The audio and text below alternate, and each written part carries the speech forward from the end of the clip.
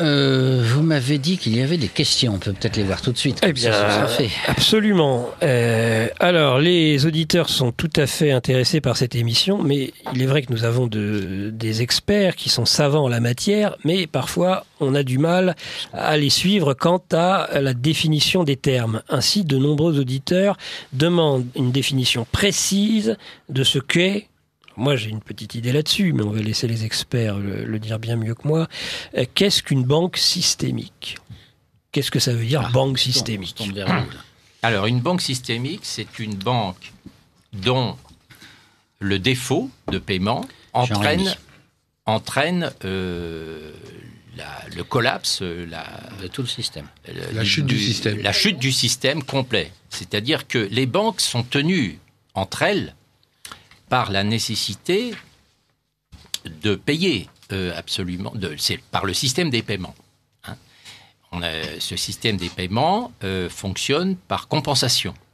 Ces compensations est une compensation qui est gérée par des institutions privées, aussi bien au niveau national qu'au niveau européen. Et si une des banques fait défaut, évidemment, tout le système des paiements s'effondre, puisque la monnaie, sous sa forme actuelle, n'est-ce pas, partout, dans le monde entier, c'est un actif passif. Ce qui circule, ce sont les passifs bancaires. Ce sont les passifs bancaires. Et donc, il importe que la liquidité du système de compensation soit absolument assurée. Et c'est ce qui s'est passé lors de la crise des subprimes, aussi bien aux États-Unis qu'en Europe. C'est ça qui a motivé l'intervention des États. C'est pour sauver le système interbancaire de compensation. Sinon, il n'y a plus de paiement possible. Voilà. Donc une banque est systémique à partir du moment où un défaut de paiement entraînerait le système dans le gouffre. À la limite, la Société Générale s'écroule, c'est à la limite plus grave que si l'État grec, par exemple, est en rupture de paiement. Bien entendu. Tant la matière financière est importante. Absolument. C'est bien ça. Ils ont trouvé une combine bien simple. Philippe par rapport Pasqua. à ça, rappelez-vous le Crédit Lyonnais. Ils ont fait rembourser par les contribuables. Aujourd'hui, le système des banques ne peuvent plus s'écrouler puisque les banques font les bénéfices et les déficits sont payés par les clients. Donc, il y a une exception à ça d'ailleurs, c'est l'Islande, probablement par référendum. L'Islande a mis les banquiers en prison. Voilà. L'Islande a eu le courage de ne pas faire payer le peuple. C'est un vrai modèle. Voilà, parce que là, il y a un scandale qui est arrivé, je crois, hier avant-hier, la banque AXA ou AXA en Suisse. Où ils ont fait très fort, c'est-à-dire qu'ils ont triché, retriché, et puis ils viennent de se dissoudre. Ni vu ni connu, on n'en parle plus. Ouais. Et ça aussi, malheureusement, personne n'en parle. Sauf les impliqués. Parce que ça ne regarde pas le peuple. Le peuple, il est juste là pour payer. Exactement, oui. C'est-à-dire, ce qui m'avait intéressé, je vous ai parlé d'une réunion que j'avais eue au Kremlin sur ces questions de contrôle des féodalités, disons. Et ils avaient invité justement des représentants islandais. Ils avaient trouvé ça extrêmement intéressant. Alors ça ne correspond pas à la doxa, parce que dans la doxa, évidemment, chez Poutine, il n'y a que des dictateurs et ils sont complètement liés aux oligarques. Mais ils avaient quand même invité les Islandais, ce qui était un exemple intéressant d'une autre façon de penser, peut-être. Alors, il y a un deuxième pays qui a fait ça aussi, c'est l'Irlande. Je m'excuse d'intervenir. L'Irlande a aussi mis des banquiers en prison. C'est pour ça que leur économie va un petit peu mieux que la nôtre. Oui, c'est vrai, il y a l'Irlande d'ailleurs, c'est vrai. C'est les deux seuls pays au monde qui, au lieu de faire payer le peuple, s'est attaqué à ceux qui avaient mal géré. Pardon. Oui, non, c'est très important. Notre ami Stocker, qu'est-ce qu'il y a encore ? Alors, mais beaucoup à la fois, encore une fois, des émissions passionnantes, des félicitations, indéniablement. Sinon, beaucoup de questions, mais j'ai l'impression que personne ne veut vraiment aller au fond du sujet. Beaucoup de questions sur le Front National et la clôture de ses comptes. Un auditeur, la connivence entre le politique et le financier trouve une belle illustration dans la clôture des comptes bancaires du Front National. Oui, mais on n'a pas le dossier de cette affaire, donc on ne peut pas entrer dans le détail. Sur le plan du principe général, on en a déjà parlé tout à l'heure, notamment M. Pasqua et moi-même. Bon, on est bien d'accord pour dire que les pratiques qui sont adoptées sont des pratiques scandaleuses et même, on pourrait dire, frauduleuses, mais contre un parti quel qu'il soit d'ailleurs, mais c'est un fait. Bon. Mais je vois pas où on peut aller plus loin parce qu'on n'a pas le dossier. Alors Yvan Blot, avant de poursuivre avec vos invités l'émission, est-ce qu'il est possible, ça aussi, on m'a dit tout à l'heure qu'il y avait plusieurs auditeurs qui souhaitent acheter les ouvrages dont il est question. Donc est-ce que les auteurs pourraient rappeler, préciser bien de façon extrêmement claire à la fois le nom des auteurs, le titre des livres, la maison d'édition. On commence par qui ? Comme vous voulez, mais dites-le lentement, parce que sinon les gens ne pourront pas noter. Honneur aux dames. Eh ben oui, ça me paraît le normal. Prenons le temps de le faire, c'est tout votre intérêt. Alors, Jean-Rémy et moi-même, Valérie Bugeaud, avons écrit « Du nouvel esprit des lois et de la monnaie ». C'est un ouvrage qui est paru aux éditions Sigest en juin 2017 et dont le sous-titre s'intitule « Les moyens d'une véritable démocratie ». Avec une préface de Philippe Boursier de Carbon.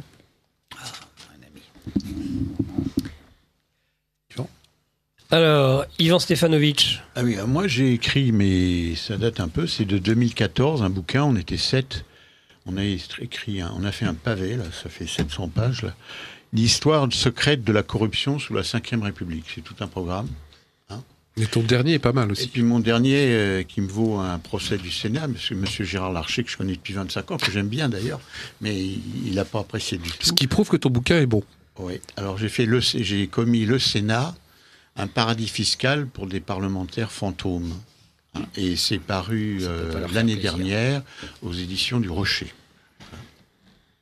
C'est des livres que je conseille fortement. N'hésitez pas à les acheter. Alors, avant de conseiller les livres des autres, vous pouvez, Philippe Pasqua, parler des vôtres. Moi, j'ai sorti 4 livres, Délit d'élu, Du goudron des plumes. Celui qui a le mieux marché s'appelle Pilleurs d'État, puisque j'en ai vendu, je crois, 110 000. Ce qui est pas mal, paraît-il, dans le monde de l'édition. Hein. Et le dernier, qui marche aussi pas mal et que je conseille à tous les auditeurs, parce que je connais bien l'auteur, ça s'appelle « Allez presque tous vous faire 5 points de suspension ». Et ça ne parle que de choses factuelles. Je n'ai rien inventé. Je n'ai pas déliré, j'ai pris des faits, j'ai mis des livres et je mets les noms. C'est-à-dire que par exemple sur mes 4 livres, j'ai eu un seul procès d'ailleurs pour ça, moi aussi, j'ai mis 1400 noms d'élus qui ont mis les doigts dans la confiture. Ah oui, dans ce livre-là. Dans les 4, sur les 4. Dans le dernier, j'en ai mis quelques-uns. Et je ne fais que du factuel, donc je n'invente rien, je prends des faits et je les écris. Mais je les écris alors qu'ils ne voudraient pas qu'on les écrive, les élus. C'est-à-dire que j'écris en général ce qui cache sous le tapis. Voilà. Allez presque tous vous faire 5 points de suspension. Ce qui laisse quand même de l'espoir. C'est ce que disait Churchill, ce que vous dites. Vous n'êtes pas loin là. Churchill disait « La politique, vous savez, c'est un combat de chiens sous le tapis. C'est après ça. Mais je pense que le peuple doit seulement soulever le tapis. Plus on soulèvera le tapis, moins ils pourront mettre de poussière en dessous. Plus on saura, moins ils pourront faire. Plus on sera transparent, moins il y aura d'abus. Toutes ces choses-là se passent dans l'opacité. Plus c'est opaque, plus ils peuvent faire ce qu'ils veulent. À nous, justement, qui sommes des impliqués, qui savons aller chercher sous le tapis, de mettre face au public tout ce qu'ils font. C'est vachement plus difficile de dire que tu es honnête parce que moi j'ai des élus comme ça. J'ai mis par exemple le salaire de tous les élus dans un de mes livres. Leur salaire, ce qu'ils gagnent, mais pas ce qu'eux déclarent. Enfin si, parce que j'ai mis aussi ce qu'ils déclaraient. Ce qu'ils gagnent vraiment. Ouais. Quand vous voyez que des députés, j'en connais 2 ou 3 qui gagnent quasiment plus de 1 million d'euros en 6 mois. Ce sont ceux en général qui en plus s'empressent de récupérer leurs indemnités. C'est pas ceux qui les laissent. Ouais. Il y a un malaise. Quand ce type-là vient vous dire qu'il est pauvre, quand vous le savez, vous y croyez plus. Il n'y a pas un élu aujourd'hui parlementaire député qui gagne moins de 12 000 euros net.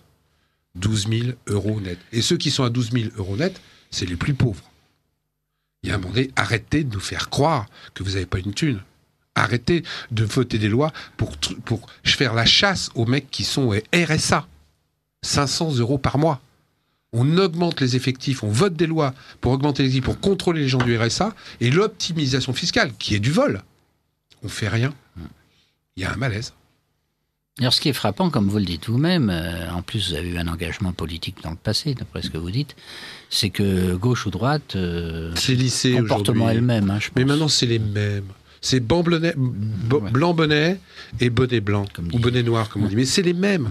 La seule différence, c'est qu'ils ne s'assoient pas au même endroit dans l'hémicycle. Mais sinon, c'est les mêmes. Et après, il ne faut pas s'étonner, effectivement, de voir des sondages où on vous dit que la confiance dans les partis politiques est de 12% en France. Moins que ça, c'est le sondage officiel. Oui. Oh, bah, il est déjà pas mal. Quand vous voyez hein. déjà qu'avec Moi, je combien, connais que le sondage officiel, avec le mais il est pas mal. pourcentage sur lequel sont élus les parlementaires. Et Ouais. aujourd'hui, moi, j'ai des élus, j'en ai les preuves, encore une fois, qui sont élus avec 1,5 électeurs sur 10. 1,5 électeurs sur 10. Est-ce que ces gens-là sont représentatifs de la population? Le système est vérolé. Le système soi-disant démocratique, comme disait madame, n'est plus un système démocratique. Ils ont mis un système démocratique qui, en fin de compte, est une dictature insidieuse. 1,5 électeurs sur 10. Moi, j'ai des sénateurs, j'en ai les preuves aussi, qui ont été élus avec 11 voix. Ces gens-là ne font plus de campagne électorale. Ils font un dîner. Ah bah, au Sénat, oui, ça c'est sûr. Ils font un dîner. Et ils ont leurs 11 voix. J'en ai même un qui a eu 2 abstentions. Vous savez pourquoi? Parce qu'il avait servi de la viande au dîner et il y avait 2 mecs qui mangeaient que du poisson. Il a eu 2 abstentions. C'est une raison. Au C'est une Sénat, raison on a- alimentaire, c'est le cas Au de le dire. Sénat, on a un sénateur de 77 ans qui vient Yvan Stefanovic. d'être élu. C'est un homme d'affaires. Il a été élu par des Français de l'étranger, donc environ par 500 personnes.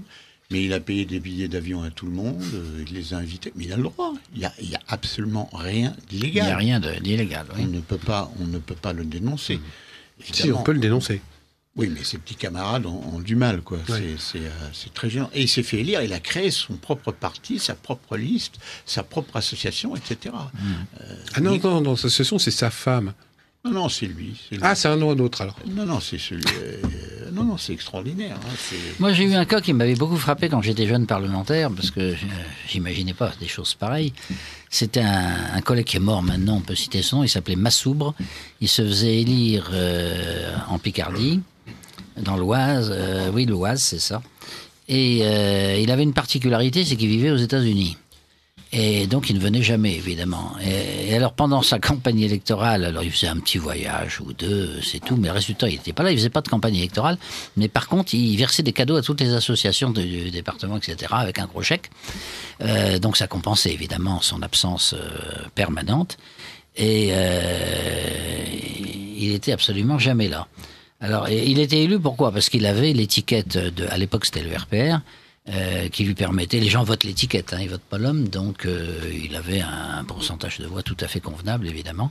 Et il a été comme ça réinvesti plusieurs années par le parti, qui lui a jamais fait la moindre observation sur son comportement. Et voilà, quelqu'un qui vivait à l'étranger, qui ne faisait strictement rien pour la République, et qui a été réélu grâce au système des partis, là, pour le coup. Là, c'est vraiment le système des partis. C'est pas le seul. Hein. J'ai plein d'exemples comme ça. Non, celui-là, je l'avais bien connu, c'est pour ça que je le cite. Moi, mais- j'en ai mis un Vous connaissez qui du même venait type, une ouais. fois par an. Ah bah voilà, bah c'est ça, oui. Une c'est- fois par an. Oui, Il bah, a c'est été ça. élu 7 ou 8 mandats. Et en plus, le mec le déclarait. C'est-à-dire qu'il avait aucune honte à dire, mais moi, je ne viens qu'une fois par an. Ça lui suffisait. Il allait chez le coiffeur, ce jour-là, parce qu'il paye pas cher, le coiffeur. Hein. Et puis, il rentrait. Est-ce que c'est ça, les élus qu'on devrait avoir? Est-ce que c'est ça, les politiques? Et c'est sûr qu'en ayant ces politiques, mais c'est un bonheur pour les lobbying, c'est un bonheur pour l'économique de contrôler ces gens-là. Parce que quand vous venez pas, etc., il faut quand même que vous fassiez un petit peu montre d'apparence. Donc on s'aperçoit que c'est les lobbying, c'est les industries qui font les lois et qui les donnent à voter à ces gens-là. Oui, oui. Et comme, encore une fois, il n'y a pas de contrôle, il n'y a aucun contrôle. Je l'ai mis dans un de mes livres. Philippe Maurice, vous voyez qui c'est? Les cigarettes. Les cigarettes, oui. On fait une fois 51, il y a 51 députés qui ont repris le texte à la ligne près. Ils ont juste fait un copier-coller pour déposer un texte de loi sur les cigarettes. Ils ont juste changé leur nom. Vous voyez ce que je veux dire? Est-ce que vous pensez vraiment que Philippe Maurice a pondu un texte de loi pour que les gens arrêtent de fumer? Eh bien, il y a C'est pas son 51 députés qui ont voté ça, qui ont déposé ce texte de loi. Moi, en tant que simple citoyen, mais je jure, je trouve ça complètement inadmissible. Et je dis bien, écoutez bien, c'est aussi bien des élus de droite que de gauche. Parce que souvent, quand je dis ouais, c'est normal, ils disent, non, moi je parle pas de droite et de gauche, je parle de système comme vous. C'est le système qui est vérolé. C'est le système qui permet à ces gens-là de déposer des textes de loi, de faire des lois qui ne sont que des lois faites pour des corrompus. Pardon. Non, ne vous excusez pas. C'est au contraire, ça éclaire nos Le système auditeurs. est encore pire, parce qu'avec les élus Ivan macroniens Stefanovic. ou macronistes, bon, il y en a une bonne part qui sont chefs d'entreprise, et on découvre parmi eux des gens qui faisaient du lobbying très officiellement. Et donc on aura, et c'est bien entendu, quand on étudie les débats qui sont passés pour l'adoption des lois pour donner confiance au peuple dans les institutions politiques ou une moralisation de la vie politique, entre parenthèses, en permanence à l'Assemblée nationale, lors du vote des amendements, sauf à la fin, les 2 votes importants, il n'y avait que 150 personnes. 150. Ce qui veut dire que l'absentéisme qu'ont critiqué les anciens élus, professionnels de la politique, qui ont été obsédés par 2 choses, parce qu'ils travaillent pour 2 choses principales. Ils travaillent pour éliminer leurs ennemis, potentiels, qui pourraient lui piquer la place, et ils travaillent pour avoir un clan. Ils ont un clan autour d'eux, 20, 30, 40 personnes, pour leur fournir des emplois. Ce sont des chasseurs d'emplois, plus ou moins fictifs. Eh bien ça, il faut dire que c'est un gros travail, ça. Ils travaillaient 70 heures par semaine. Mais je vous assure que c'est vrai, parce que ça représente un gros boulot. Les nouveaux, moi j'en ai interrogé, parce que je projette de faire un livre là-dessus, mais ils disent en privé, les nouveaux, là, les macroniens, que 1 ou 2 jours par semaine, on ne les verra pas, parce qu'ils s'occupent de leur affaire. Ou ils sont partie prenante d'un truc. Donc ça, c'est le monde de l'entreprise qui a pris le pas sur l'Église et sur l'État. J'ai un autre exemple hyper intéressant que je vais vous donner, que j'ai découvert. Coca-Cola, ça vous dit quelque chose? C'est quand même quelque chose qui est bourré de sucre. Eh bien, Coca-Cola, aujourd'hui, a réussi à prendre la direction d'un organisme d'État qui s'occupe de lutter contre l'obésité dans le sport. Je vous jure que c'est vrai. C'est-à-dire que c'est Coca-Cola qui explique aux sportifs comment boire du coca après avoir couru. C'est bien. Si ça, c'est pas un non-sens, je veux qu'on m'explique. Qui peut croire aujourd'hui, sauf les élus qui l'ont voté, sauf les hauts fonctionnaires qui l'ont accepté, que Coca-Cola est là pour que les gosses boivent moins de coca en courant? Eh bien, aujourd'hui, en France, c'est pas dans un pays comme ça, Coca-Cola dirige l'organisme officiel et d'État qui s'occupe de lutter contre l'obésité dans le sport. Chapeau. C'est pourquoi, d'ailleurs, face à ce système dit représentatif, comme on dit, système politique représentatif, vous rencontrez toujours un malaise considérable si vous commencez à défendre les référendums et la démocratie directe. Parce qu'évidemment, ça ne permet pas toutes ces combines. Et alors, moi, je me suis bagarré quand j'étais à l'Assemblée nationale pour qu'on développe les référendums, parce que je connaissais bien la Suisse. Et j'avais trouvé que c'était un système intéressant pour lutter contre la corruption, d'ailleurs. Pour lutter contre la corruption, par exemple, c'est intéressant parce que... si, je ne sais pas, un maire veut construire une tour dans sa ville, contre l'avis de ses concitoyens. Bon, en France, il construit la tour, et puis c'est tout. Ça s'arrête là. Mais en Suisse, par exemple, c'est tout à fait différent, parce que les citoyens ont la possibilité de déclencher eux-mêmes, par des signatures, un référendum contre cette tour. Donc même si le conseil municipal a voté la tour, s'il y a une majorité de citoyens qui dit non, la tour ne se construira pas.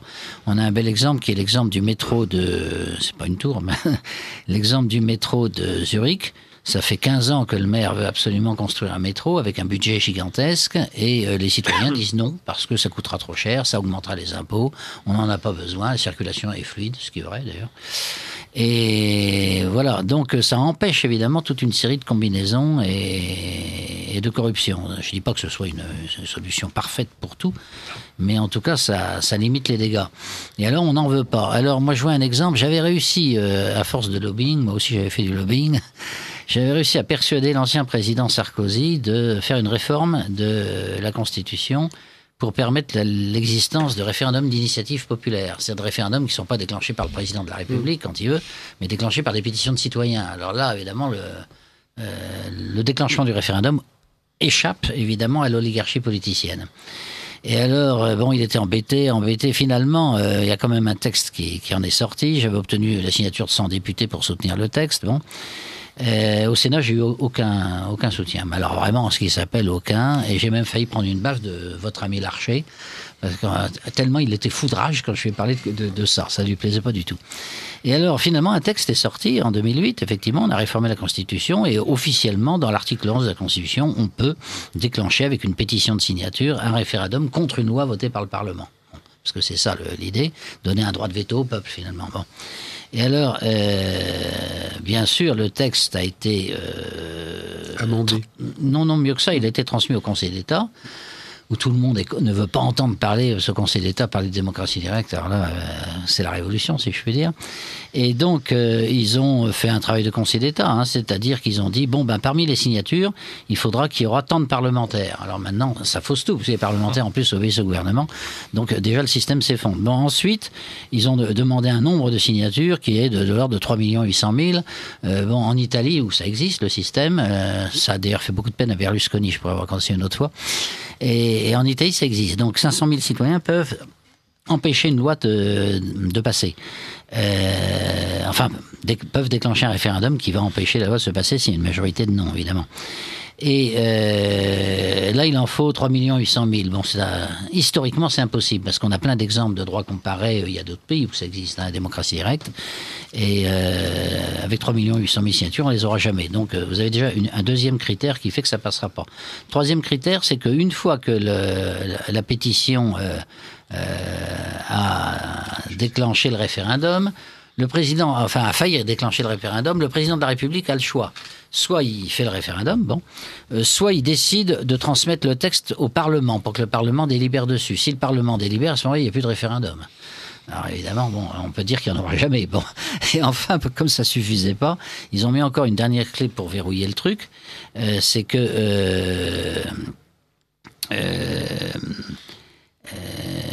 si le référendum a lieu, il y a un quorum qui est nécessaire, et le quorum, s'il n'est pas atteint, on le met au niveau le plus élevé possible, eh bien le référendum n'a plus de valeur juridique. Si vous mettez tout ça bout à bout, évidemment, il ne se passera jamais rien. Bon, alors en Suisse, tout ça a disparu, n'existe pas, etc.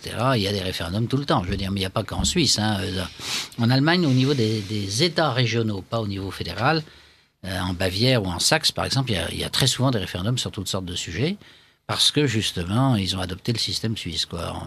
Aux États-Unis, sur la côte ouest aussi, il y a beaucoup d'États qui ont ça.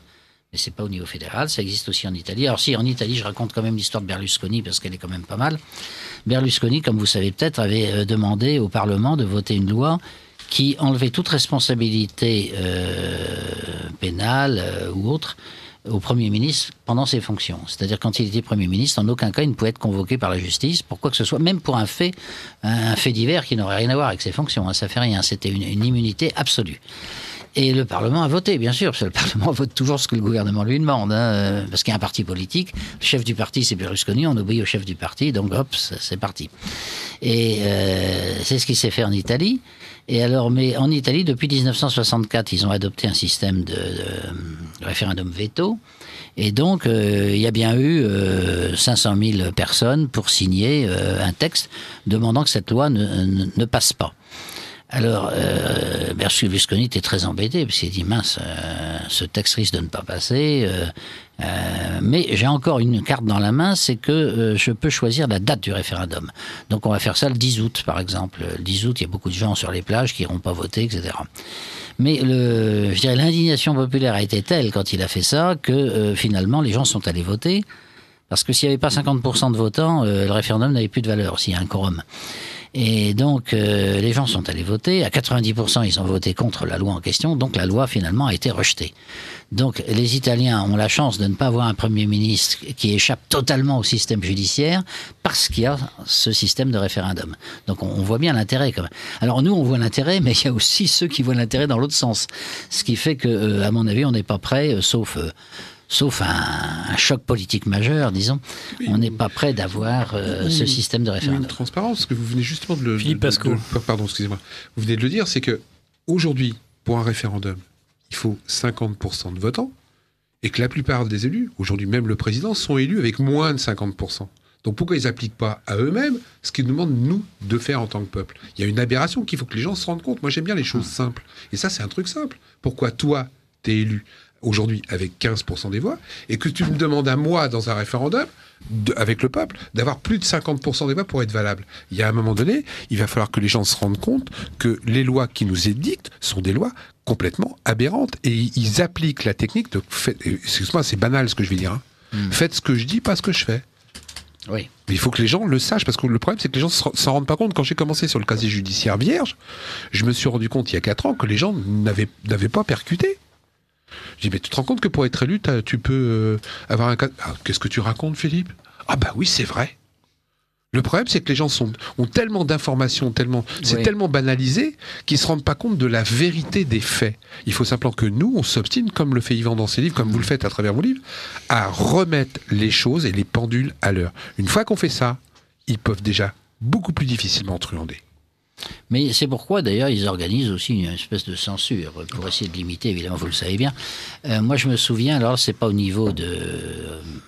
Enfin, c'est au niveau de Sciences Po, en l'occurrence.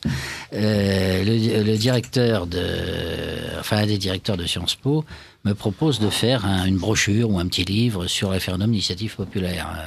Alors, on fait une réunion, et puis on discute du plan du bouquin, et on me dit, on se revoit dans 15 jours, 3 semaines, etc., et vous allez nous rédiger ça en quelques mois, et nous, on l'éditera aux presses de la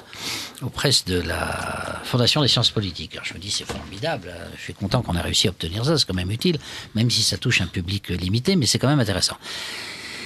3 semaines plus tard, pas de nouvelles, pas de coup de fil, rien. Alors au bout d'un moment, je téléphone à Régnier, c'est Régnier, c'est le président de la Fondation des sciences politiques. Et Dominique Régnier me dit ah oui, on avait parlé de ça, c'est vrai. Non, mais on a des problèmes, on est obligé de faire des choix éditoriaux, n'est-ce pas? J'ai réussi mon conseil d'administration, j'ai réuni mon conseil d'administration. Ça ne rentre pas dans les choix éditoriaux prioritaires, donc retéléphonez-toi dans 1 an peut-être, mais pour l'instant on ne peut pas le faire. Puis il m'a jamais retéléphoné, ça fait 10 ans que c'est arrivé. Il avait reçu entre-temps, lui s'était laissé piéger, j'avais réussi à le convaincre que c'était un beau sujet, bon. Et puis il y a eu des gens au-dessus de lui qui lui ont dit non, ça va ton truc, hein. Faut surtout pas diffuser ce genre d'idées, hein. Donc voilà, alors ça c'est pas fait. C'est un exemple, enfin je dirais un petit exemple, mais c'est comme ça tout le temps. Donc ça ne facilite pas évidemment les choses, hein. Ça, c'est... Alors j'espère que vos livres à tous bénéficieront quand même d'une certaine diffusion. Enfin, Radio Courtoisie s'y emploie puisque vous êtes là ce soir. Nous, on a juste évoqué la question de l'initiative citoyenne au niveau européen, et c'est oui. bonnet blanc bonnet avec ce qui se passe en France. Enfin, c'est totalement aberrant. Oui, ça donne rien. C'est un système. Ça n'aura jamais rien donné. Oui, ça a été conçu pour ça. Enfin, la Commission a un pouvoir discrétionnaire sur le. Oui, donc c'est réglé. Sur le final. Donc, c'était comme le système Sarkozy où on l'inscrit dans la Constitution et puis le président de la République a la possibilité de transmettre le texte voulu par le peuple à l'Assemblée. À ce moment-là, il n'y a plus de référendum puisque c'est le Parlement et le Parlement c'est le peuple, c'est bien connu. Donc avec des jeux de passe-passe de ce genre, évidemment, on arrive à tout éliminer. Hein, Philippe Pascot, vous vouliez intervenir? Oui, juste, j'allais dans le sens de dire, je n'arrive toujours pas à comprendre pourquoi nos élus dans leur ensemble refusent et s'arc-boutent sur le fait de refuser que le vote blanc devienne un vote exprimé. Je veux dire, c'est aussi un problème de démocratie. Aujourd'hui, on ne peut pas voter blanc. Je rappelle quand même que sur l'élection présidentielle du monsieur là qui s'appelle avec un M, il y a eu presque 10% de blancs. 10%, ça s'est jamais vu. Et ça compte pas. Ça, ce n'est pas un vote démocratique. Alors que les gens se sont déplacés. Alors que les gens sont rentrés dans un bureau de vote. Alors que les gens ont fait un choix politique. C'est vrai. Eh bien, le bulletin blanc n'est toujours pas recensé comme un vote exprimé. Là aussi, il y a un manque de démocratie totale. Ça aurait évité aux médias de dire que c'était un triomphe. Oui, entre autres. Notre président faisait un sans faute. Il n'y a plus aucun vote de triomphe. Aujourd'hui, on ne vote pas par conviction, on vote pour éliminer. Oui, depuis 10 ans, au fur et à mesure des élections, maintenant, c'est plus un vote de conviction. C'est un vote uniquement d'élimination. Et les gens ne vont pas voter pour quelqu'un, ils vont voter par dépit. Parce qu'ils n'ont pas le choix. Ou on leur fait croire qu'ils n'ont pas le choix. Ou on leur fait croire qu'il y a un vote utile. On leur fait croire qu'il ne faut pas voter pour d'autres candidats que ceux que l'oligarchie a décidé. C'est le mot, c'est l'oligarchie. Et ça, si c'est pas de la manipulation populaire, qu'on m'explique. Et on est de plus en plus là-dedans. Vous parliez tout à l'heure aussi, encore, je recentre sur l'économique. Moi, je suis foudrage de voir un monsieur comme Bolloré, qui fait des procès en demandant 52 millions de dommages et intérêts à une association et à 2 journalistes de télé qui ont fait un reportage sur ce que monsieur Bolloré faisait dans certains pays. 52 millions d'euros de dommages et intérêts. Je ne sais pas si vous vous rendez compte ce que ça veut dire. Ça veut dire quoi? C'est-à-dire que d'abord, les journalistes vont gagner. Moi, j'en suis persuadé, leur reportage est propre, c'est des professionnels, ils savent ce qu'ils font. Mais pendant 6 ou 7 ans, ils vont être emmerdés. Ah bah oui. Pendant 6 ou 7 ans, il va être obligé d'avoir un avocat, de faire des mémoires. Alors que M. Le Bolloré, il en a rien à foutre. Lui, il en a rien à faire, il s'en occupe déjà plus. Il a donné ça à 2-3 avocats qui payent royalement au mois. Mais c'est quoi le message ? Parce que le message, il n'est pas pour les journalistes. Le message, il est pour les autres journalistes. Attention les enfants maintenant, au fait de l'autocensure. Si vous ne faites pas de l'autocensure, vous risquez d'avoir un procès à 52 millions d'euros. Et là, ça devient grave. Et ça, aujourd'hui, malheureusement, c'est renforcé par l'État. C'est renforcé par le pouvoir politique. Comment peut-on l'empêcher, Philippe ? Parce qu'on a le droit de porter plainte. Oui, à 52 millions d'euros de dommages et intérêts, ça me fait beaucoup. Ah mais moi, je ne suis pas contre la plainte. Je suis contre, par exemple, je vais vous en donner un autre, sur l'open bar des politiques au niveau justice. Aujourd'hui, n'importe quel homme politique a la protection fonctionnelle. La protection fonctionnelle, ça veut dire qu'il ne paye pas son avocat. Si c'était bien encadré, ça ne me pose aucun problème, parce que c'est vrai qu'aujourd'hui, il est anormal qu'un élu, quand un panier de basket tombe, il puisse pas se défendre, c'est pas forcément de sa faute. Et bien aujourd'hui, ça c'est les lois. Ce genre de choses, il faut que les gens les sachent, parce que quand les gens les savent, c'est vachement plus dur après de passer pour un gentil. Et je peux vous en citer 50 des exemples comme ça.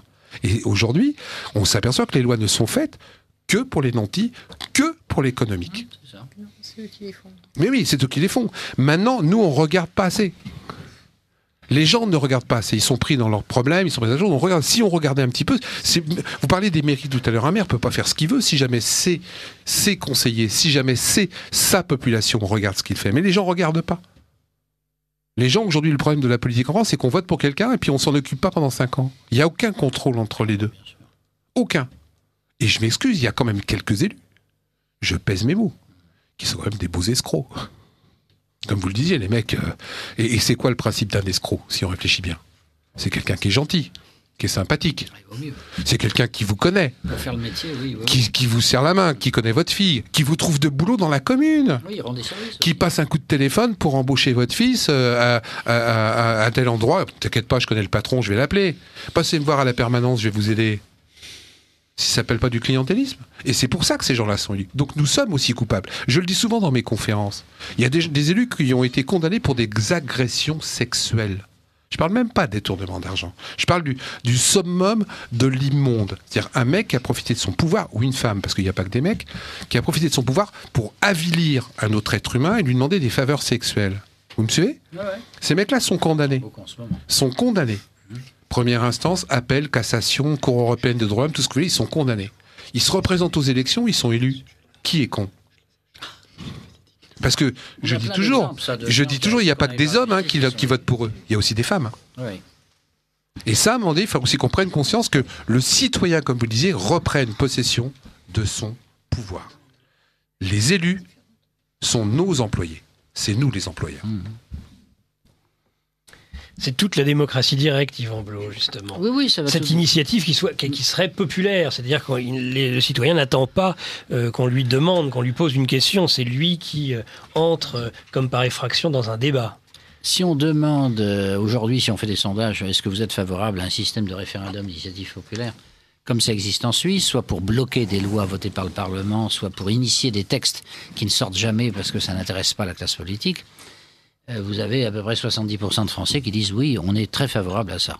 Bon, mais cette réforme-là, elle n'intervient jamais, quoi. Ou alors quand elle intervient, comme c'est le cas avec Sarkozy, elle est complètement déviée par le Conseil d'État, par un certain nombre d'organismes juridiques ou juridictionnels d'ailleurs, qui vont dire que non, c'est pas possible, que c'est contraire aux principes républicains, ou je sais pas, mais on va jusqu'à un degré de tartufferie. Ou que c'est anticonstitutionnel, c'est le mot en ce moment. Voilà, c'est anticonstitutionnel. Monsieur Ferrand, brave Monsieur Ferrand. Je ne peux pas déposer une loi sur le casier judiciaire vierge parce que c'est anticonstitutionnel. Ouais, mais ça. De qui se moque-t-on ? En gros, il était devant un terrain de foot, il était en train de tirer un penalty, donc il avait le gardien de but en face de lui. Il dit je le tire pas parce que je sais pas si le ballon va rentrer. Mais tire-le ballon, bonhomme, on verra bien. Ouais. Des questions des auditeurs, Yvan. Eh bien, allons-y. Alors déjà, une remarque d'un auditeur qui nous démontre que finalement tout ce qui se dit là autour de cette table n'est pas nouveau, puisque Coca-Cola, dit un auditeur, était sponsor des Jeux Olympiques déjà dans les années 30. Ouais, c'est vrai. Une demande de précision d'un auditeur. Est-il vrai qu'un certain sénateur, alors on ne le cite surtout pas, de 90 ans se faisait passer pâle depuis 2 ans grâce à un certificat médical ? Oui, c'est le sénateur de La Réunion. Que je connais bien aussi. Et alors, évidemment... On n'a pas dit son nom. Hein. Non, on n'a pas dit ça. 974. Ne faut-il pas contrôler les arrêts de travail, imposer un arrêt de travail aux sénateurs? Et Yvan a une très bonne anecdote là-dessus, hein, Yvan. Ah oui, Jean parce que là, Stéphanovic. si vous voulez, ça pose tout le problème de... Madame Valérie Bugeaud, tout à l'heure, parlait de la perversion de la séparation des pouvoirs. Et là, si vous voulez, on a voté des tas de lois pour le rétablissement de la confiance des Français dans l'action politique et dans la moralisation de la vie publique. Mais à chaque fois, les élus disent non, ça c'est une atteinte à notre pouvoir, etc. Je donne un exemple, par exemple. On supprime, en gros, je vous la fais courte, avant ils avaient 6 000 € environ par frais par mois. Non, ils n'avaient pas besoin de justificatif. L'IRFM. Il n'y a que 2 pays au monde qui sont comme ça, c'est la Belgique et nous. La Belgique, c'est un peu moins important, c'est 2 000 € par mois. Il est plus petit. Mais tous les autres pays, ils doivent présenter un justificatif. Nous, c'est le côté un peu féodal, on dira, c'est comme ça. Eh bien, M. Macron, conformément à ses promesses électorales, a dit on va vérifier ça, il faudra le justificatif. Sauf que, moi je peux vous dire qu'à l'Assemblée nationale, ça se fera peut-être, mais certainement pas au Sénat, et en partie parce que le bureau de chaque assemblée est maître de ce qui se passe chez lui. Donc c'est lui qui va décider, pour un restaurant en dehors de Paris, il faudra un justificatif, et dans Paris, il faudra pas... Enfin, je caricature, mais il décidera ce qu'on doit faire et ce qu'on ne doit pas faire. Et on nous raconte qu'il faudra engager à l'Assemblée nationale et au Sénat 200 personnes pour vérifier. Mais chaque fois que, si vous voulez, on veut... ils échappaient à l'impôt, c'est ce que je raconte en grande partie, les sénateurs et les parlementaires. Alors là, il y a une commission des lois, par exemple au Sénat, qui est présidée par un monsieur qui est très honorablement connu, monsieur Philippe Bas, et qui dit, parce que d'un seul coup, ils avaient une première, ils avaient 2 indemnités de fonction, une première de 1 420 €, qui échappait à l'impôt. Et sans leur demander, Macron, le budget, Bercy, leur a sucré, dans la loi de finances, leur a sucré les indemnités. Mais alors, M. Philippe Bas a dit, on a un problème parce qu'on a l'air de con. Il le dit comme ça devant le Sénat, parce qu'on a des indemnités complémentaires données aux super sénateurs, si vous voulez, aux dignitaires, qui vont du secrétaire du bureau jusqu'au président du Sénat. Ça va de 700 € à 7 000 € bruts par mois. Et puis, il faut absolument, le gouvernement a raison, il faut qu'on supprime, il faut qu'on soit fiscalisé. C'est tout ce que j'ai soutenu dans mon bouquin, et c'est pour ça qu'il me fait un procès. C'est ça qui est extraordinaire. Il fait un procès, hein. Oui, parce que j'ai dit que c'était de l'argent black légal. Et c'était de l'argent black légal. Mais évidemment, la formulation est maladroite. Stricto sensu, j'ai tort. Hein. Mais on marche sur la tête. Et c'est ce que disait Madame tout à l'heure. Moi, je suis adepte des principes de Montesquieu aussi, de la séparation des pouvoirs. Là, mais ils font leur cuisine comme ils veulent. C'est l'entre-soi. Pour bloquer des choses. Oui, ça, voilà. Alors c'est très mauvais parce que la population sent tout ça et elle est elle ne croit plus en tout ça. Toutes les réformes qu'ils ont faites et tout, il y a 2 questions. On leur a proposé d'interdire la profession d'avocat et la profession de parlementaire. Il y a des élus qui ont demandé ça. Non. C'est vrai. Dans notre pays, il y a la liberté d'entreprendre et ensuite c'est anticonstitutionnel. Hein. C'est comme d'être fonctionnaire et sénateur ou député. Alors là, je veux dire, comment un parlementaire qui est fonctionnaire peut juger les autres fonctionnaires, c'est-à-dire prendre des décisions alors qu'il est lui-même fonctionnaire. Il est en disponibilité. Mais là, oui, en disponibilité. Mais c'est aberrant, je trouve. Ça a été mon cas pendant 10 ans. Pardon ? Ça a été mon cas. Quand j'étais député, j'étais en disponibilité de l'inspection générale du ministère de l'Intérieur. Alors on a évidemment 4 grands leaders politiques, Kosciusko-Morizet, etc., qui font évidemment du buzz avec ça, exprès, qui disent « moi j'ai démissionné », etc. Aussi notre ministre des Finances qui a démissionné. Mais les grands trucs, très rare. Personne ne démissionne. La soupe est bonne. Hein. Si Mme Kosciusko a démissionné, c'est qu'elle a des billes derrière, sinon elle ne l'aurait pas fait. Hein. Moi, Monsieur Robert Savy, qui a 89 ans, l'ancien président PS du Conseil régional, il m'a raconté une histoire qui est invraisemblable. Il était au Conseil d'État et en même temps, il devient président de région. Avant, il était député. Mais il a dit à ce collègue au Sénat, je vais demander ma pré-retraite, parce que c'est pas possible. Moi, je peux pas présider le conseil régional et être en même temps au Sénat. Être en même temps à la région. Et il pouvait le faire, le texte le permettait de le faire. Il a démissionné, mais c'était un scandale. Voilà, parce que ses petits camarades ne font pas ça. Alors, si tu fais ça, ça va se voir. Donc ils veulent pas. Et oui, mais il va falloir qu'ils réforment parce qu'aujourd'hui, il faut qu'ils sachent qu'il y a ce que j'appelle l'information horizontale. Aujourd'hui, quand on lance quelque chose par les réseaux sociaux qui ne sont pas encore tout à fait verrouillés, on peut informer les gens. Le travail qu'on fait à quelques-uns permet d'ouvrir les yeux et d'ouvrir les oreilles aux gens, ce qu'on ne pouvait pas faire avant. Aujourd'hui, quand on balance une information, moi j'ai 400 000 personnes dans le quart d'heure qui suivent qui ont l'information. Alors il y a à boire et il y a à manger, qu'on se met d'accord. Mais quand vous avez une crédibilité et que vous faites attention à ce que vous dites et que ce que vous dites est toujours vérifié et factuel, je peux vous assurer que ça passe. Quand on a balancé avec Yvan et quelques-uns les histoires des retraites des élus, quand les gens l'ont su, aujourd'hui ça aboutit à ce qu'ils ont un petit peu changé la loi. Mais dites-vous bien que tout progrès vers la moralisation ne vient jamais des députés eux-mêmes.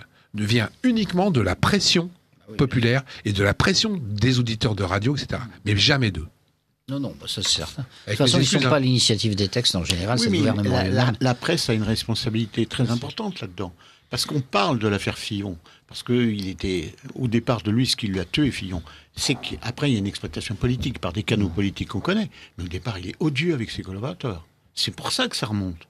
Quand il voit tout l'argent qui vient vers sa femme, il voit qu'il ne la voit jamais. Mais le problème, c'est qu'on sort l'affaire Fillon. Mais nous, pendant des années, on a tapé à la porte du journal officiel de la République française, c'est-à-dire le Canard enchaîné. Mais ils n'en voulaient pas, toutes ces histoires. Mais il y en a des centaines d'autres qui ont fait comme Fillon. Mais là, ça les intéressait parce qu'il y avait un impact politique. Eh oui. Mais ce n'est pas du journalisme. C'est du sensationnel. On est bien d'accord.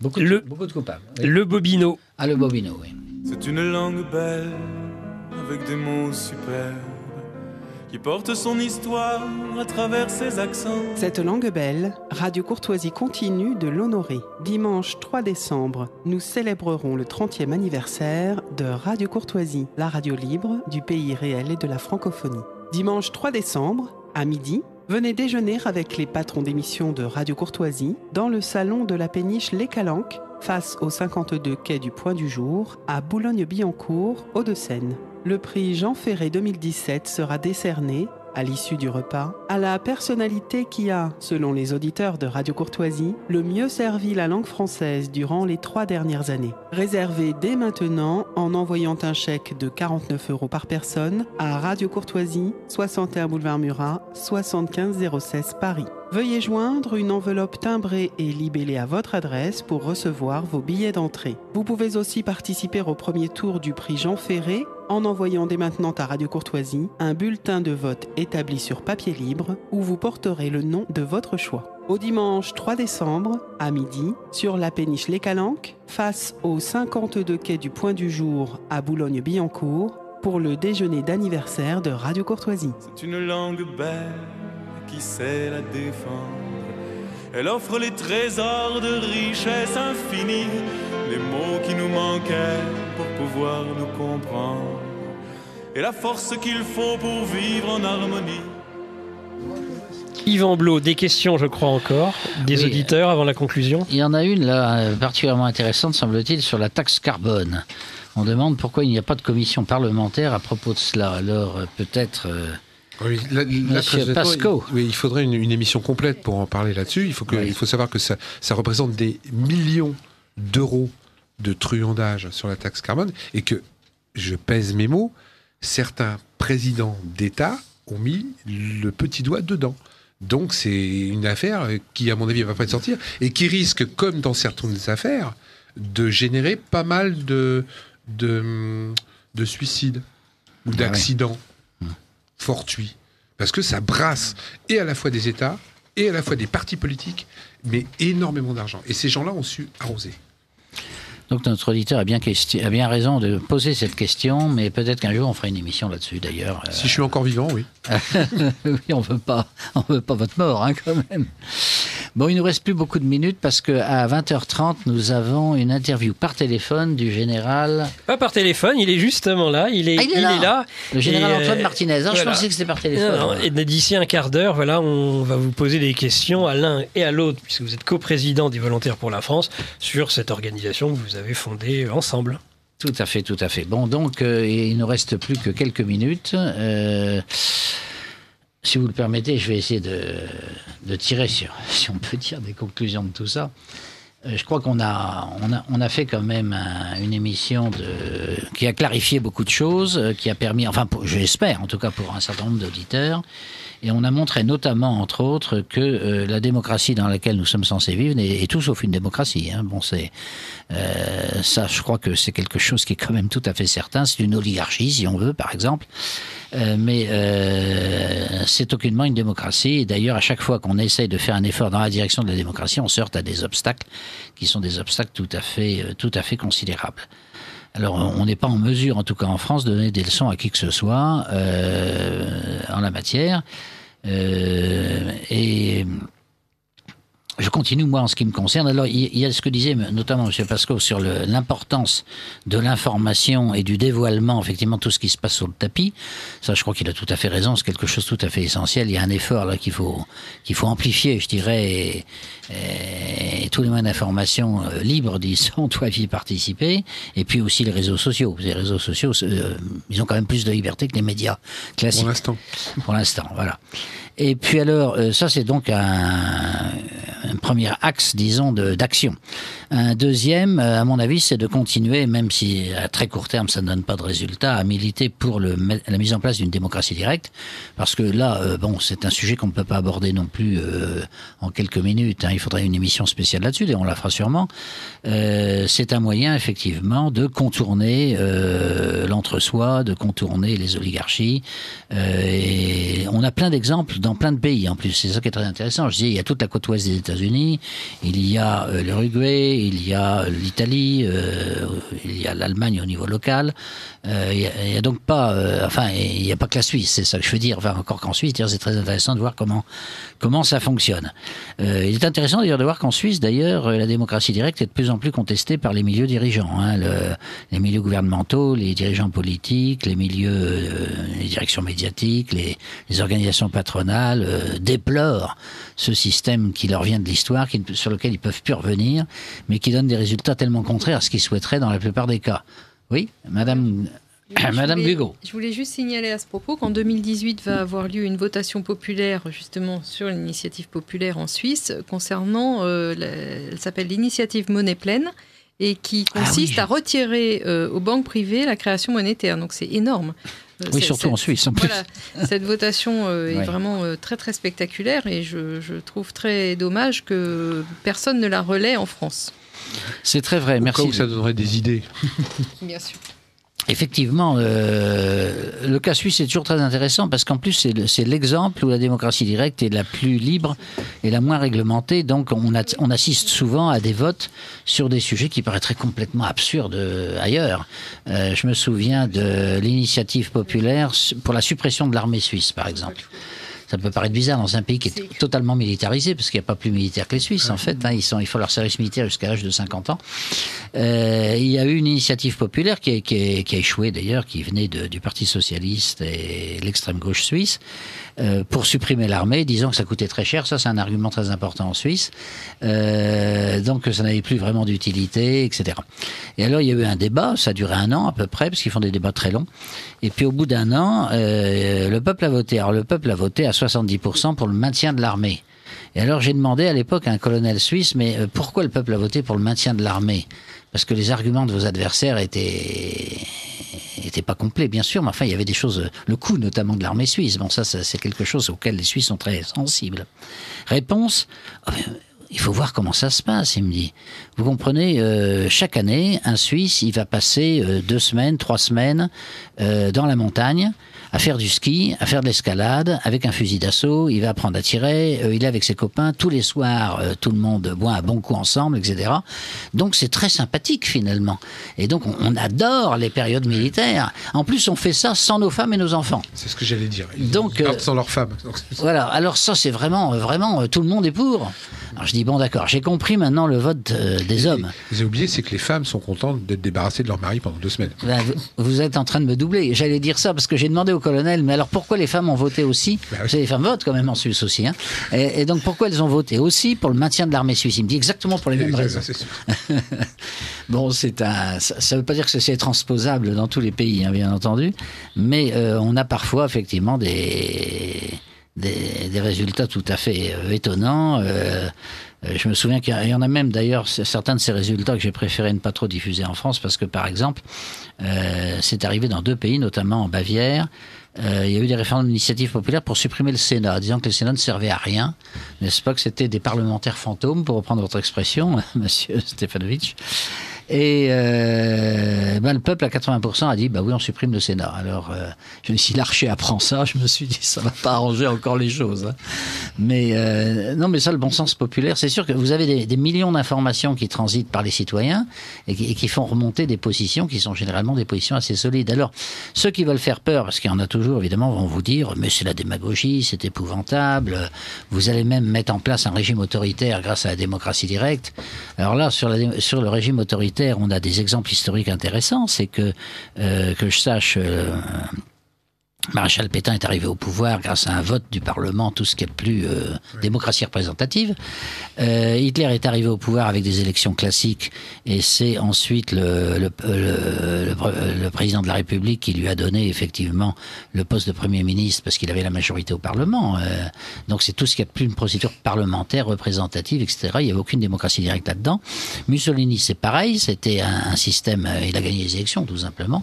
Et ensuite il s'est retrouvé donc... chef de la majorité, chef du gouvernement, et ensuite, 1 an après, il faisait voter par le Parlement les pleins pouvoirs, et le Parlement lui a voté les pleins pouvoirs. Donc tout ça, ça ne plaide pas beaucoup pour la démocratie représentative comme garante des libertés. Et par contre, on a l'exemple suisse que personne ne connaît, qui est assez intéressant, c'est que figurez-vous qu'en Suisse, la Suisse étant un pays comme tous les pays, ils n'ont pas une qualité, ils sont pas différents du reste de l'humanité. En 1930, il y avait un parti nazi en Suisse, très puissant. 30% des voix, c'est pas mal quand même, hein. 30% des voix, et alors le but qu'ils avaient, c'était grâce à l'initiative populaire, transformer la constitution suisse pour lui reprendre le modèle du Troisième Reich. Et donc il y a eu ce texte qui a été voté effectivement par le peuple et qui a été rejeté à 70%. C'est-à-dire qu'ils ont eu leur voix effectivement, mais pas plus que leur voix. Et un référendum, il faut 50%. Hein. Ils n'ont jamais réussi à monter jusqu'à 50%, parce que là c'est très difficile. Même Hitler n'a jamais obtenu 50% quand il n'était pas au pouvoir, bien sûr. Et ce parti donc qui voulait transformer la constitution suisse a représenté son initiative 2 ans plus tard, et même résultat, 30%, 70% contre. Ce qui fait que grâce, on peut dire, au référendum, la Suisse n'est jamais devenue un petit Troisième Reich, alors que dans les pays parlementaires qui étaient tout autour, eh ben, tout avait basculé. Donc, je veux dire, là, l'argument quand même, il tient pas debout, là, je veux dire, hein, c'est quelque part. Parce que ça veut dire une chose simplement, c'est que 50%, c'est en fait un chiffre très très difficile à obtenir. Donc, si vous êtes sur un projet qui sort vraiment beaucoup de l'ordinaire et qui fait peur à beaucoup de gens, vous n'arrivez jamais à 50%, même si les circonstances sont favorables parce qu'il y a du chômage ou des choses de ce genre. Hein. Voilà, donc la situation dans laquelle on est aujourd'hui, plus d'informations, plus de démocratie directe à revendiquer, bien sûr, hein, dans un premier temps, et puis on verra ce que ça donnera. Oui, monsieur Pascou. Oui, moi je peux que conforter ce que vous dites, mais je voudrais qu'on l'applique à nos parlementaires et à nos élus. Quand si un élu en France a moins de 50% des voix, il n'est pas élu. Puis je blague, hein, c'est un joke. Hein. Il resterait plus beaucoup d'élus. Voilà, c'est ça mon problème derrière. C'est qu'il ne resterait pas beaucoup aujourd'hui. Jean-Jacques Rousseau disait déjà que le principe de la représentation du mandat représentatif, c'était antidémocratique. C'était tout sauf la démocratie. Oui, c'est vrai, c'est vrai. C'est la Révolution qui a supprimé le mandat impératif. Vous connaissez quelle était la nationalité de Jean-Jacques Rousseau? Il était suisse. Comme par... Non, mais ça joue, ça, je suis sûr que ça a dû jouer. Parce que quand vous vivez dans un certain milieu culturel, vous tirez les idées qui viennent de là. Si, Rousseau était suisse, bien sûr. Mais le principe de la représentation, ça vient d'Angleterre. Voilà. Oui, ça vient pas de Suisse. Ça, c'est pas du tout français. Hein. Non, c'est vrai, c'est un système. Et c'est pas du tout démocratique. Système britannique. Mais moi qui suis un défenseur de la démocratie directe, c'est pas moi qui vais vous dire le contraire. Je sais que l'ami Sanviti non plus, d'ailleurs. Hein. Voilà, alors il est 20h25. Je pense qu'on pourrait peut-être aller chercher le général Martinez. Oui, voilà, qui va nous parler d'une association. Alors, c'est un sujet complètement différent de notre débat de ce soir. Mais comme il était de passage à Paris, il habite dans le Midi, il m'avait demandé la possibilité d'avoir le micro pour ce qui reste, quoi, pour une petite demi-heure, sur l'initiative qui est la sienne et qui est aussi la mienne d'ailleurs, vous allez voir. J'espère que ça vous intéressera. Général Antoine Martinez est un général d'aviation en 2e section, comme on dit. Donc, il peut prendre quelques libertés de parole que les autres ne peuvent pas avoir. Qui se dépêche, parce qu'en ce moment, c'est pas tendance. Il était Non, dans la force nucléaire. Il était dans quoi Il était dans l'aviation. Je ne sais pas. Ça veut dire quoi, 2e section ? 2e section, c'est la retraite. Enfin, chez les civils, on appelle ça la retraite. Ouais. Mon général, bonsoir. Allô. Comment ça va ? Très bien. Bon, je me suis permis de vous présenter en Bonsoir. votre absence devant tout le monde. Vous savez un peu qui vous avez affaire autour de vous, non ? J'ai écouté un petit Si. peu. Ah, vous avez écouté l'émission ? Bon, alors, vous savez. Là. J'étais à côté, oui. Et Nicolas Stocker, il arrive. Il arrive, bon. Donc, pendant les minutes qui nous restent, nous allons parler, si vous voulez bien, de Volontaires pour la France. Voilà.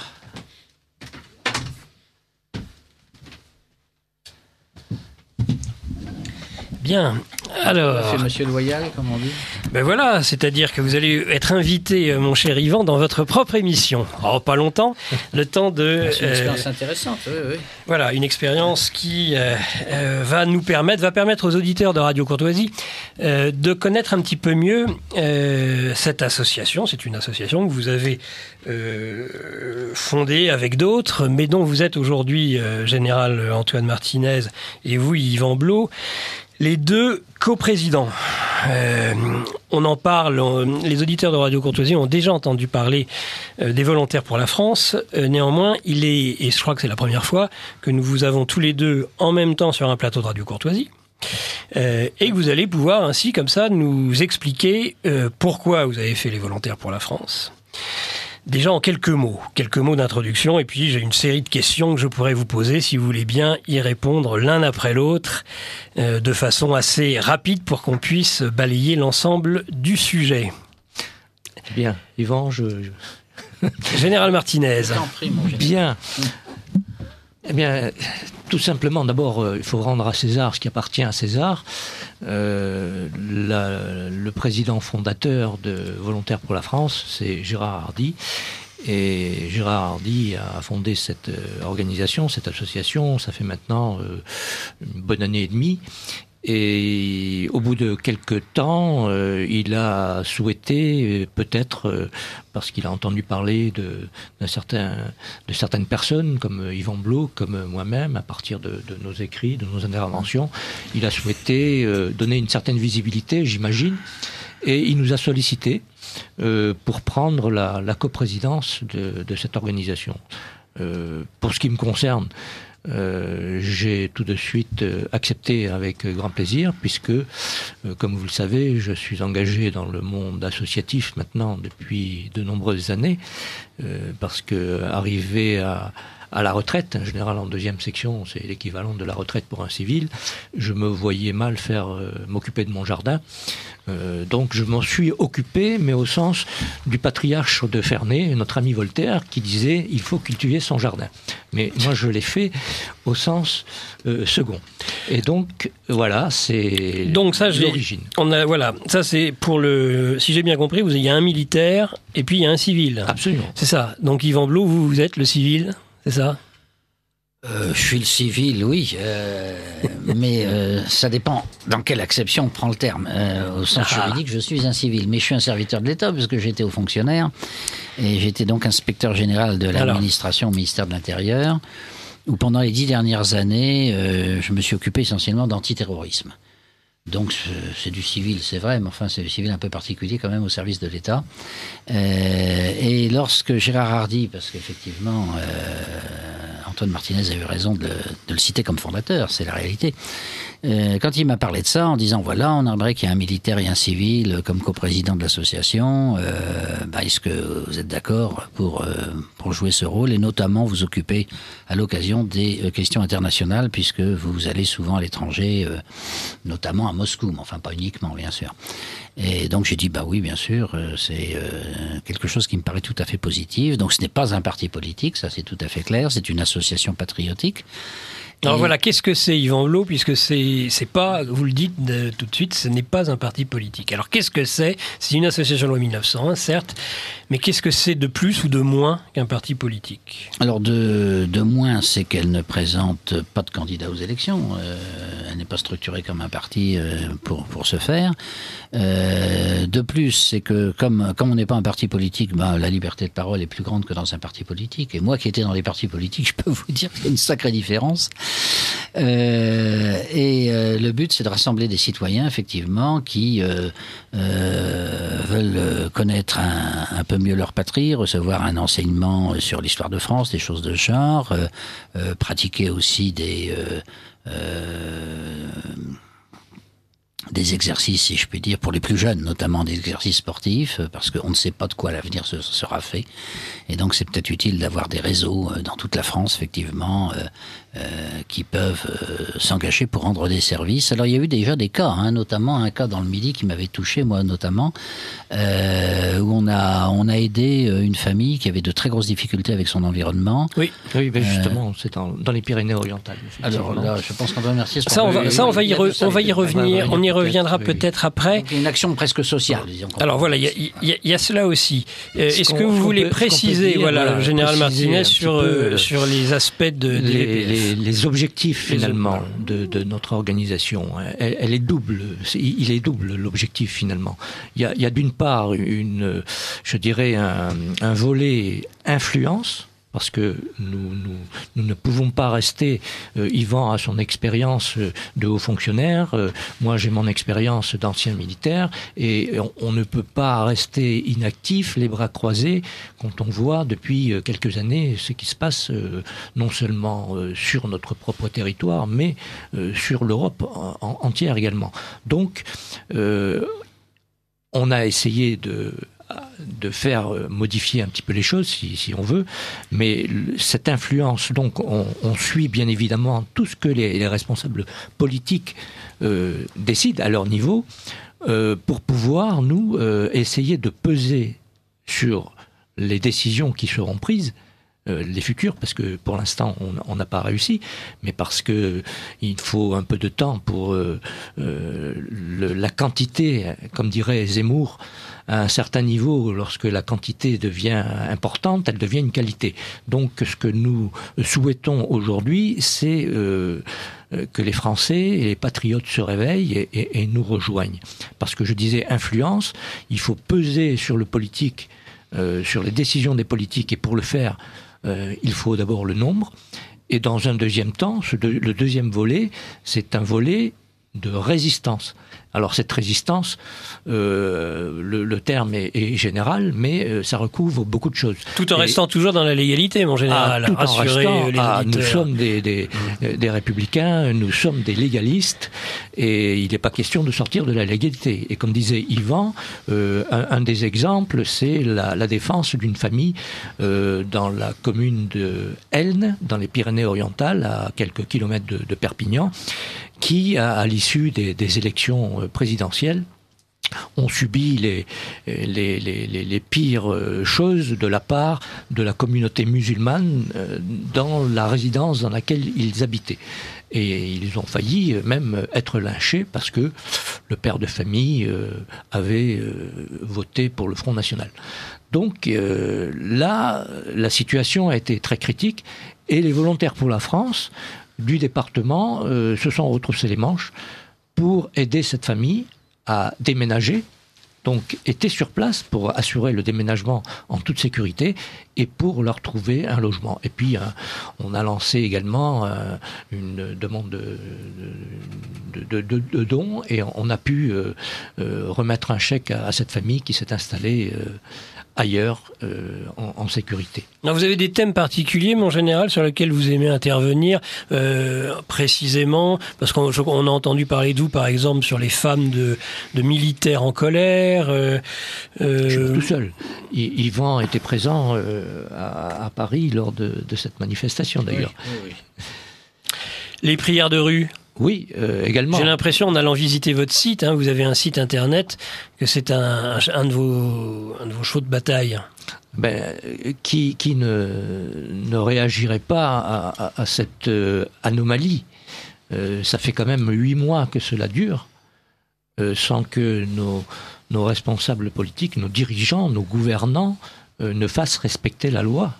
Dont ils se targuent en permanence de la République, de la loi républicaine, etc. Oui, mais alors faisons appliquer la loi de la République sur tout le territoire. Et ces prières de rue sont insupportables et inacceptables, parce que ce n'est pas le manque de lieux de culte. D'ailleurs, si vous suivez les débats, M. Finkielkraut récemment a démontré que ça ne pouvait pas être un problème de nombre de sites, puisqu'en Seine-Saint-Denis, il y a 147 lieux de culte musulmans et 117 lieux chrétiens. Donc, la démonstration est faite. C'est mieux que la parité. Exactement, c'est même plus que ça, oui. Alors, on ne peut que se révolter face à cette démission de nos responsables politiques, et donc, on a eu une agréable surprise, si on peut dire, avec la manifestation des élus vendredi dernier, pour s'opposer à ces prières de rue. Mais il faut quand même revenir sur le sujet. Non seulement c'est illégal, mais l'ordre public est troublé en permanence. Mais ces prières de rue, l'imam qui prêche, c'est bien sûr en arabe, mais il y a eu des appels au meurtre pour les non-musulmans. Je ne viens pas sur le problème des tracts qui, soi-disant, ont été apportés par des gens qui n'étaient pas des musulmans, mais justement pour créer la polémique. Moi, je parle du prêche de l'imam. Il suffit de traduire l'arabe pour bien comprendre. Il fait référence à la sourate 9, je crois. Il faut vérifier. Mais vous êtes devenu un expert, mon général? Non, un expert, non. Mais simplement, voilà, la situation est telle, on ne peut pas, et je dirais même, si nous avions le nombre aujourd'hui, et là, j'invite tous les Français, et en particulier tous ceux qui sont attachés à cet héritage historique, spirituel et culturel qui est celui de la France et de l'Europe, eh bien, de se réveiller, parce que, après tout, on devrait avoir la réponse. Nous sommes jeudi, demain, après-demain. Je crois que vendredi dernier, effectivement, il n'y a pas eu de prière de rue parce qu'il y a eu des discussions. Le ministre a essayé de trouver une solution, mais les associations musulmanes ont appelé à la prière de rue après-demain. Et bien, moi, je dis que les Français doivent se réveiller, et c'est aux Français à occuper la rue, à la place de cette prière de rue, précisément pour l'empêcher. Merci mon général. Yvan Blot, vous avez écrit un ouvrage sur le terrorisme islamique avec le commissaire Marion. J'entends souvent dire le général Martinez dire, mais en parlant des hommes politiques, il ne nomme pas l'ennemi, il ne le nomme pas. En tout cas, c'était à l'époque de François Hollande. Est-ce que vous qui êtes spécialiste de ces problématiques de terrorisme, après cet ouvrage que vous avez fait, est-ce que vous considérez que les hommes politiques aujourd'hui, justement, en tout cas celui qui est à l'Élysée depuis quelques mois, a corrigé le tir par rapport à son prédécesseur? Est-ce que l'ennemi est bien identifié maintenant? Je vais redire sans doute ce que je disais tout à l'heure dans un autre cadre, dans le cadre de notre émission, à propos du trafic de drogue. Et je citais des cas de hauts fonctionnaires qui sur ordre du gouvernement, bien sûr, je ne sais pas ça tout seul, souhaitait qu'on ne réprime pas trop le trafic de drogue pour éviter des émeutes, dans la mesure où ce trafic de drogue était le socle économique de certains quartiers. Bon, ce qui effectivement est assez, du point de vue de l'application de la loi, alors là effectivement ça entre un peu dans notre domaine, parce que Gérald Martinez a raison de dire que l'un des buts de l'association, c'est d'obtenir l'application de la loi sur des sujets qui touchent l'ordre public et sur des sujets où le gouvernement, notamment, et les pouvoirs publics sont défaillants. De ce point de vue-là, d'ailleurs, l'association ressemble un petit peu, j'en ai parlé tout à l'heure, à l'association qui a été créée en Russie, l'ONF, qui a pour but justement de s'assurer que les administrations font bien leur métier et les élus aussi. Bon, et il nous manque peut-être par rapport à l'ONF une dimension qu'on n'a pas développée un jour, mais on peut la développer peut-être un jour si c'est nécessaire, qui est la lutte contre la corruption. Parce que pourquoi pas ? Ça serait, enfin, c'est une activité patriotique, hein, puisqu'on est patriotique. Bon, au-delà de tout clivage politique. Alors en ce qui concerne le terrorisme, il se trouve, je peux vous en dire un mot tout récent. Enfin, après une expérience toute récente, parce que je suis allé à un séminaire de l'Académie des sciences en Russie, qui avait lieu à Yalta d'ailleurs.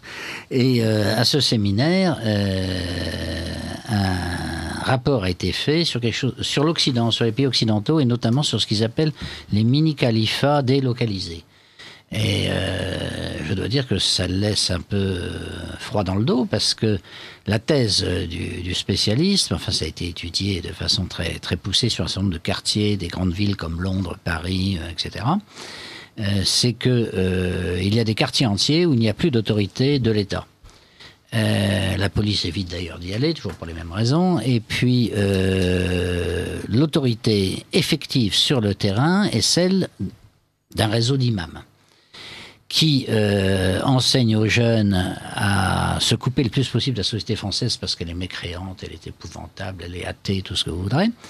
Et en même temps, on enseigne à ces jeunes, effectivement, des principes selon lesquels il faut lutter contre cette société impie, et éventuellement même se préparer un jour à des actions physiques si c'est nécessaire. Je rappelle que, c'est assez connu d'ailleurs, qu'il y a des stocks d'armes tout à fait considérables dans ces zones de non-droit. C'est des zones de non-droit. Quand vous dites Saint-Préfet, il va vous dire, il n'y a pas de zone de non-droit, monsieur. Ben si, il y a des zones où le droit ne s'applique pas.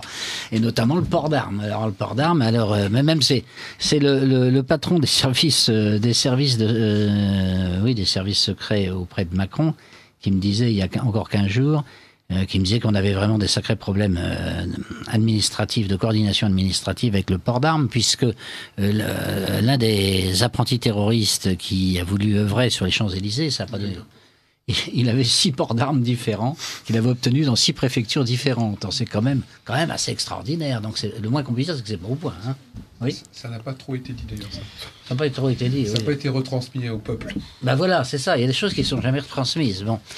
Et alors, donc, l'idée de ces califats délocalisés, c'est extrêmement grave, disait le rapporteur russe là, de l'Académie des sciences, section de l'Europe.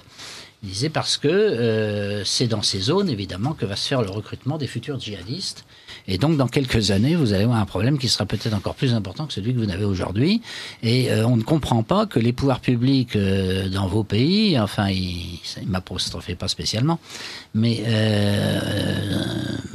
préfèrent fermer les yeux, disons, sur l'existence de ces mini-califats. L'expression, d'ailleurs, elle vient uniquement de l'Académie des sciences russes, hein, elle n'est pas utilisée chez nous, à tort.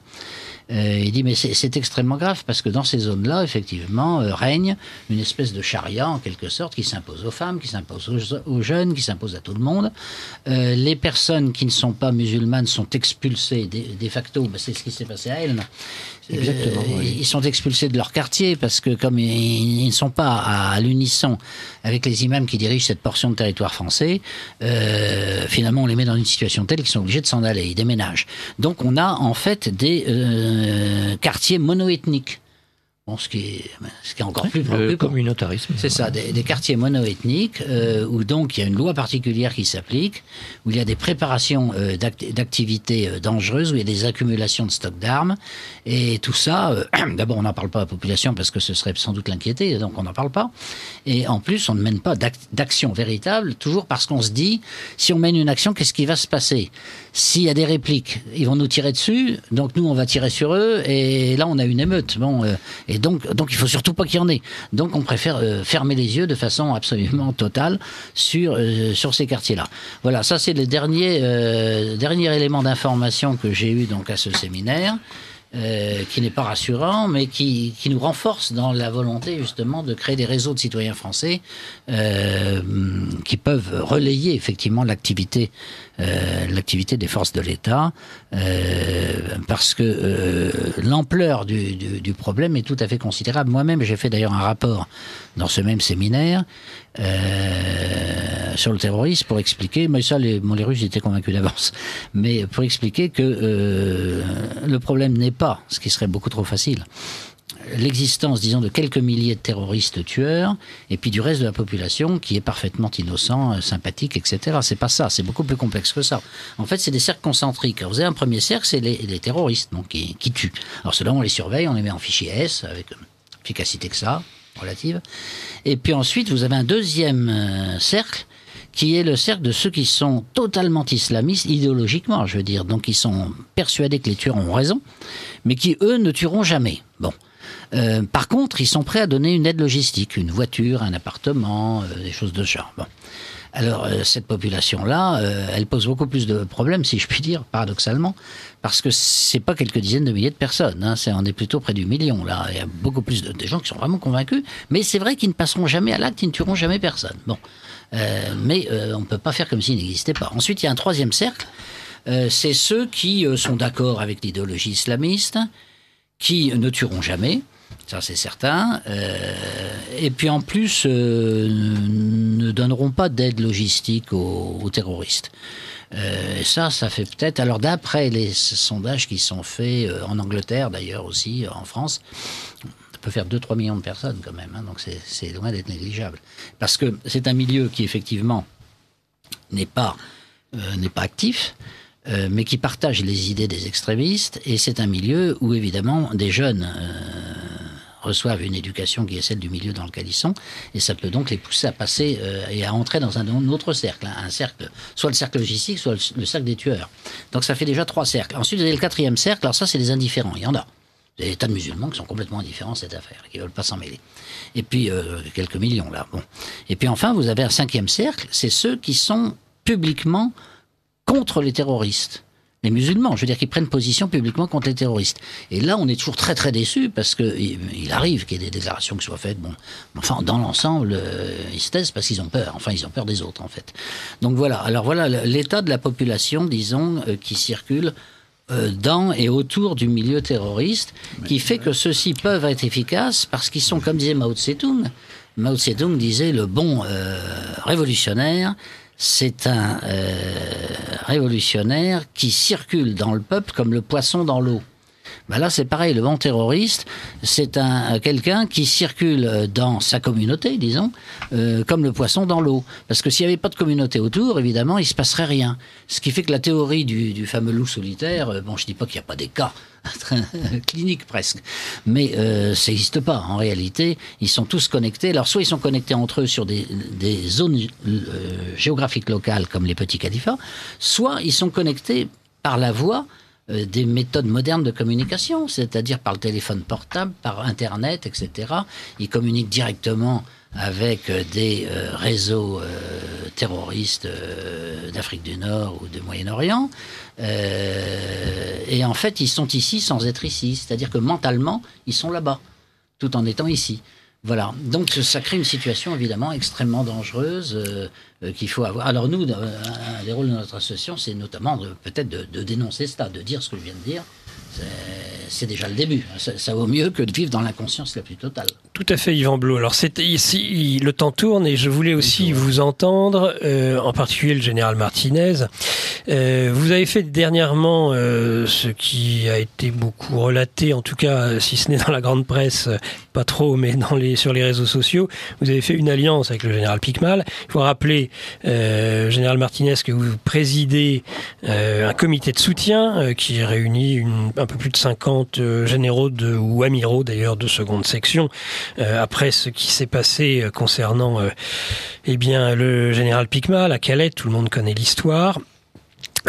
On a vu que malgré ce comité de soutien, eh bien aujourd'hui, le général Piquemal n'est plus qu'un retraité, il n'est plus un général de seconde section. Il y a cette propension qui ne cesse d'étonner du chef de l'État, cette propension à humilier l'institution militaire. On l'a vu avec le général Pierre de Villiers. Ça, c'est su. Il y a, je crois, depuis peu une nouvelle polémique sur l'ordre protocolaire du chef d'état-major particulier du président de la République. Général Martinez, il ne fait pas bon aujourd'hui en France d'être un militaire haut gradé, de haut rang, même en seconde section. Oui, en fait, on aurait pu penser le contraire lors de la prise de présidence par le président Macron, puisqu'il était tout de suite parti sur son commande-car lors du 14 juillet. En fait, le général Piquemal, comme vous le dites, son recours en Conseil d'État a été rejeté récemment. Et donc, il ne lui reste plus que la solution, la Cour européenne des droits de l'homme. Donc, nous sommes en train de réfléchir à cette suite à donner avec le général Piquemal, et on vous tiendra au courant dans les prochaines semaines, sans aucun doute. Ensuite, vous parlez de cette polémique. Il n'y a pas de polémique parce que personne n'en parle, justement, parce que personne ne le sait. Il est de tradition depuis l'avènement de la Ve République qu'au niveau de l'Élysée, je ne parle pas du président, mais l'ensemble des gens qui travaillent avec lui, le protocole prévoit un certain nombre de places qui sont non pas hiérarchisées, mais il y a un classement. Le premier, sur le protocole, a toujours été le secrétaire général. C'est tout à fait normal. Le numéro 2, ça a toujours été le chef d'état-major particulier de l'Élysée, un général 5 étoiles qui est du niveau du chef d'état-major des armées et qui est le conseiller le plus proche du président de la République. Eh bien, au cours du mois de septembre dernier, le président de la République a signé un décret modifiant ce protocole, cette liste. Cet ordre protocolaire. Cet ordre protocolaire. Et donc le chef d'état-major particulier de l'Élysée a été rétrogradé à la 3e place, au profit du directeur de cabinet de la présidence. Donc, je dis, après l'humiliation qu'a subie le général de Villiers, même si sur les plateaux, il nous dit que ça n'a pas été une humiliation pour lui, en tout cas pour les militaires et pour les généraux en 2e section en particulier, ça a été une humiliation. Nous avons là une seconde humiliation avec cet ordre protocolaire qui est changé en défaveur du chef d'état-major particulier. Alors j'avais vu un article signé par Guy Guinel, que tout le monde connaît, journaliste expert dans les matières de défense, qui terminait son article en disant que le prédécesseur de l'amiral actuel chef d'état-major particulier de l'Élysée, son prédécesseur, le général Puga, n'aurait pas accepté cela. Il a beaucoup accepté, le général Puga, entre autres sur la Syrie, il a quand même beaucoup accepté. Et voilà, donc on peut dire, et moi je pose la question, s'il y a eu 2 humiliations, peut-être y en aura-t-il une 3e bientôt. Donc nous l'attendons, nous allons voir. Si je puis me permettre. Je vous en prie, Yvan Blot. Une humiliation antérieure, mais enfin, elle n'est pas ressentie comme telle. Mais enfin, je ne sais pas comment elle est ressentie d'ailleurs, au fond, au ministère de la Défense, mais c'est le fait que depuis plusieurs années, au ministère de la Défense, toute une série de postes très importants, notamment de type logistique, comme le directeur de budget, ont été civilisés. C'est-à-dire que maintenant, c'est plutôt des inspecteurs des finances qui tiennent les manettes, et ce ne sont plus les militaires. Et donc, ça va dans le sens, encore une fois, de la financiarisation de l'État. C'est Bercy qui devient une espèce de 2e Matignon, en quelque sorte, et qui contrôle de plus en plus de choses aux dépens des ministères techniques. Et alors dans le domaine militaire, ça a des conséquences, bien sûr, qui ne sont pas forcément toujours heureuses. On n'a plus de 2 minutes. Il vous reste 2 minutes pour conclure, messieurs, sur les volontaires pour la France. Quelques mots de conclusion, sachant qu'Yvan Blot va terminer. Peut-être 1 minute pour vous. 1 minute, Général Martinez. Je dirais qu'après l'annonce que nous avons faite en commun avec le général Picmal sur cette alliance que nous avons décidé de nos 2 organisations, le Cercle des citoyens patriotes du général Picmal et les volontaires pour la France d'Yvan Blot et de moi-même, ça a fait un certain remue-ménage sur les réseaux sociaux, ça bouge. Moi, je ne saurais qu'inviter les Français, et en particulier les patriotes que j'ai évoqués tout à l'heure, eh bien de nous rejoindre. Rejoindre les volontaires pour la France, c'est ça ? Les volontaires pour la France, ou le cercle des citoyens patriotes, mais bon, je défends ma boutique, donc les volontaires pour la France, pour essayer, comme je le disais, ce qui est important, c'est d'atteindre un certain poids pour pouvoir justement peser sur certaines décisions. Yvan Blot, c'est la fin de votre émission. Eh bien, merci en tout cas, mon général, d'être venu, et mon cher coprésident, d'être venu nous donner ces explications en fin d'émission. C'était l'occasion, puisque vous passiez à Paris. Et merci à tous les interlocuteurs qui sont là. Madame Bucco, Monsieur Rémy, Monsieur Sanviti, Monsieur Stefanovic et Monsieur Pasco, et puis bien sûr Nicolas Stocker. Merci d'avoir participé à ce débat qui, je crois, était très, très vivant et qui, j'espère, a beaucoup intéressé nos auditeurs et nos auditrices.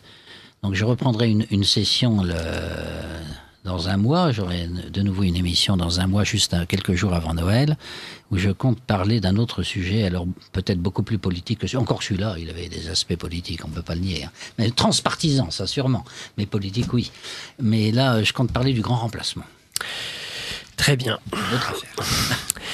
Ici Radio Courtoisie, la radio libre du pays réel et de la francophonie. Vous venez d'entendre le libre journal de la résistance française, dirigé par Yvan Blot, assisté de Nicolas Stocker, diffusé en direct mercredi 22 novembre de 18h à 21h et réalisé par Franck. N'oubliez pas que Radio Courtoisie est une radio culturelle associative. Afin de sauvegarder une indépendance absolue, Radio Courtoisie refuse toute ressource publicitaire. Radio Courtoisie ne vit que grâce à ses auditeurs. Aidez-nous à demeurer libres, adhérez à notre association. Pour cette année, la cotisation minimale est de 40 €. Envoyez votre chèque à Radio Courtoisie, 61 boulevard Murat, 75 016 Paris. Ou réglez avec votre carte bancaire sur radiocourtoisie.fr. Si vous le désirez, nous pourrons vous faire parvenir à un enregistrement de ce livre journal. Commandez le CD-ROM pour le prix franc de port de 9 € ou 6 € seulement si vous êtes adhérent de notre association. Je vous rappelle notre adresse, Radio Courtoisie, 61 boulevard Murat, 75 016 Paris.